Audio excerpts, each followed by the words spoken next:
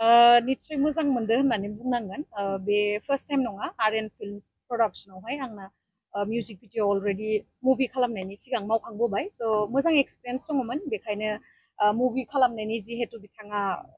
बुंबाय आंखौ अब्लाना आं सानबायखि आंबो बिराद एक्साइटेड जाबाय आरो जिहेतु मोजाङैनो जोङो 2 मान्थ्सनि गेजेरावनो मोजाङै कमप्लिट खालामजोब्बाय शुटिंखौ आरो नै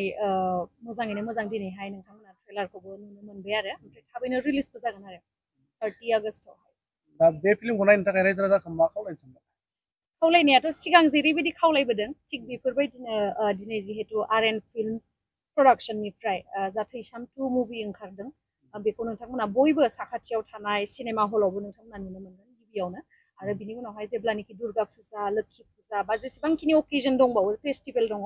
स' बेफोरावहाय प्रग्राम लानाय जायो नालाय जोंना बर'निया मुभि दिन्थिनायनि स' बेयावहाय नोंथांमोना बयबो लैहोर लैहोर फैनानै नायफैबानो जाबाय जोंखौ सापर्ट होबानो जाबाय आरो स्पेसियेलि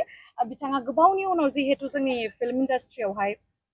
कामबेक जादों स' बिथांखौ मोजां रेसपन्स होबानो जाबाय सिगां जेरैबायदि बिथांनि मुभिखौ बयबो लैहोर लैहोर थांनानै नायो स' एबारबो बिदिनो नोंथांमोना जोंखौ अनसायगोन होननानै आसा खालामबाय आरो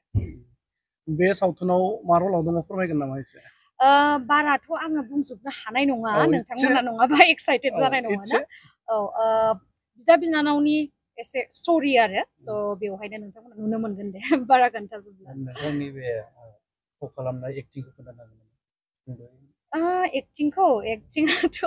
आंना एक्टिंआ एसे गारमा गाज्रि जानायनिसो माने बिराद होस्रिखावनाय गाबनाय बिदि दङ नालाय नोंथांमोना दा ट्रेलारखौनो नायदो नामाथाय